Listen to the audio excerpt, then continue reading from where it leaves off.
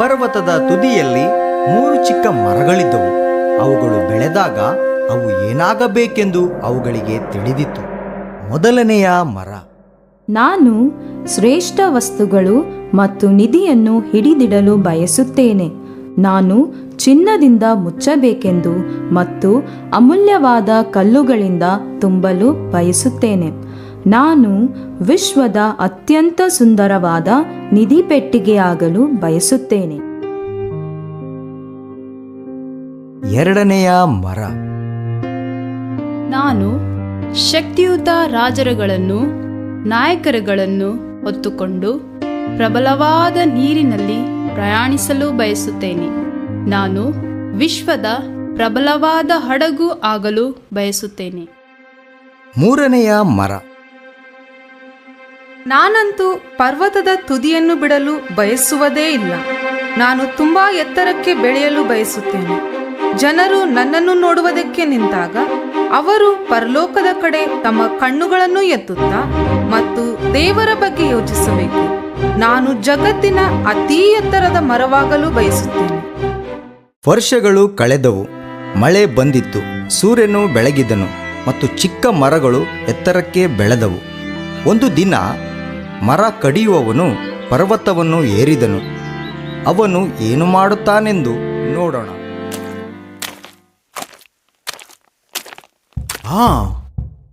ಈ ಮರವು ತುಂಬಾ ಚೆನ್ನಾಗಿದೆ. ನಾನು ಇದನ್ನು ಕತ್ತರಿಸುತ್ತೇನೆ. ಓ, ಈ ಮರವು ತುಂಬಾ ಬಲವಾಗಿದೆ. ನಾನು ಇದನ್ನೂ ಸಹ ಕತ್ತರಿಸುತ್ತೇನೆ. ಅಬ್ಬಬ್ಬಾ, ಈ ಮರವು ತುಂಬಾ ಎತ್ತರವಾಗಿದೆ. ನಾನು ಇದನ್ನೂ ಸಹ ಕತ್ತರಿಸುತ್ತೇನೆ. ನಾನು ಈ ಮರಗಳನ್ನೆಲ್ಲ ತೆಗೆದುಕೊಂಡು ಹೋಗಿ ಮಾರಿ ದುಡ್ಡು ಮಾಡಿಕೊಳ್ಳುತ್ತೇನೆ.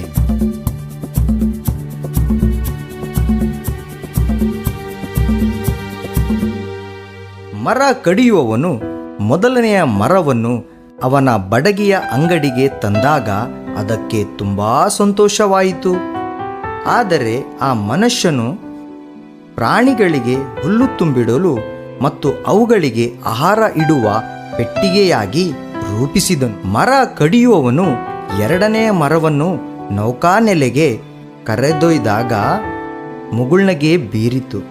ಆದರೆ ಅದರಿಂದ ಯಾವುದೇ ಪ್ರಬಲವಾದ ಹಡಗು ಮಾಡಲಾಗಲಿಲ್ಲ. ಅದರ ಬದಲಿಗೆ ಬಲವಾಗಿದ್ದ ಮರದಿಂದ ಸರಳವಾದ ಮೀನುಗಾರಿಕೆ ದೋಣಿಯನ್ನಾಗಿ ಮಾಡಲ್ಪಟ್ಟಿತು.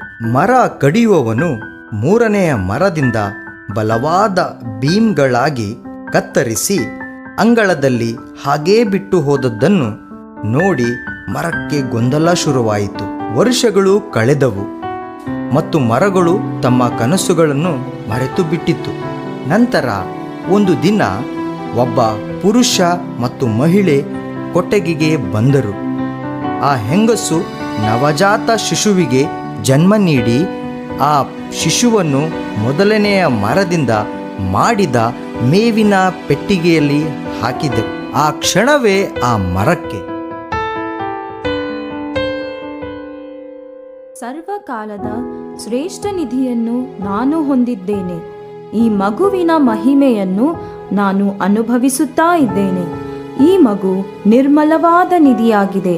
ವಿವರಿಸಲಾಗದಷ್ಟು ಉತ್ತಮವಾದ ಉಡುಗೊರೆಯನ್ನು ಹೊತ್ತುಕೊಂಡ ನಾನು ಎಷ್ಟೋ ಧನ್ಯಳು.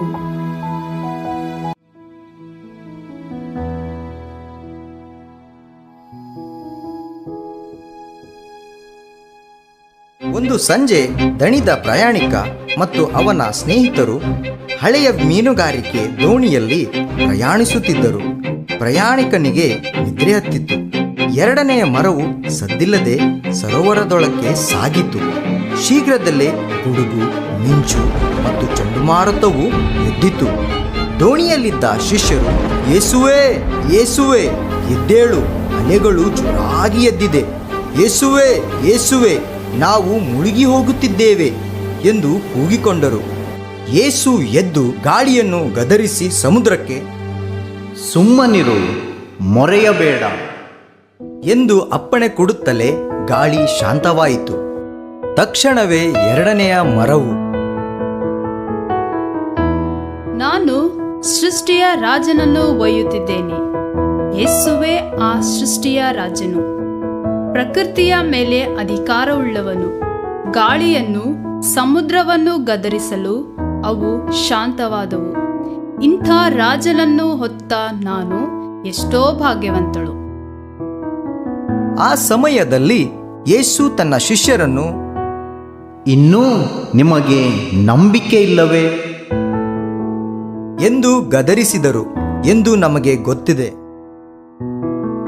ಈ ಕ್ರಿಸ್ಮಸ್ ಹಬ್ಬದ ಸಮಯದಲ್ಲಿ ಯೇಸುವಿನ ಮೇಲೆ ನಂಬಿಕೆಯಲ್ಲಿ ಬೆಳೆಯಲು ಹೊಸ ಅವಕಾಶಗಳನ್ನು ಸೃಷ್ಟಿಸಿಕೊಳ್ಳೋಣ.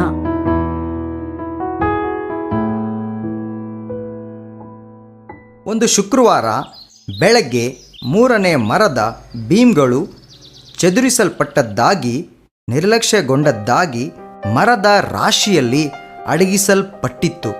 ಆದರೆ ಆ ಬೆಳಗ್ಗೆ ಒಬ್ಬ ಸೈನಿಕನು ಆ ಬೀಮ್ಗಳಿಂದ ಶಿಲುಬೆಯನ್ನು ಮಾಡಿ ಆ ಶಿಲುಬೆಯ ಮೇಲೆ ಒಬ್ಬ ಮನುಷ್ಯನನ್ನು ಕೈಗಳನ್ನು ಮತ್ತು ಕಾಲುಗಳಿಗೆ ಆಣಿಗಳನ್ನು ಹೊಡೆದಾಗ 3ನೆಯ ಮರವು ನಡುಗಿತು. ಆ ಮರವು ಬಹಳ ಅಸಹ್ಯವಾಗಿ, ಕ್ರೂರವಾಗಿ ಮತ್ತು ಕಠಿಣವಾಗಿ ಭಾವಿಸಿತು. ಶಿಲುಬೆಯ ಮೇಲೆ ಯೇಸು, ತಂದೆಯೇ, ಅವರಿಗೆ ಕ್ಷಮಿಸು, ತಾವು ಏನು ಮಾಡುತ್ತೇವೆಂಬುದನ್ನು ಅರಿಯರು. ನಿಜವಾಗಿಯೂ ನಮ್ಮ ಸಂಕಷ್ಟಗಳನ್ನು ಅನುಭವಿಸಿದನು. ಅವನು ಹೊತ್ತ ಹೊರೆಯು ನಮ್ಮ ಸಂಕಟವೇ ಹೌದು. ನಾವಾದರೂ ಅವನು ದೇವರಿಂದ ಬಾಧಿತನು, ಪೆಟ್ಟು ತಿಂದವನು, ಕುಗ್ಗಿಸಲ್ಪಟ್ಟವನು ಎಂದು ಭಾವಿಸಿಕೊಂಡೆವು. ನಮ್ಮ ದ್ರೋಹಗಳ ದೆಸೆಯಿಂದ ಅವನಿಗೆ ಗಾಯವಾಯಿತು. ನಮ್ಮ ಅಪರಾಧಗಳ ನಿಮಿತ್ತ ಅವನು ಜಜ್ಜಲ್ಪಟ್ಟನು. ನಮಗೆ ಸುಕ್ಷೇಮವನ್ನುಂಟು ಮಾಡುವ ದಂಡನೆಯನ್ನು ಅವನು ಅನುಭವಿಸಿದನು.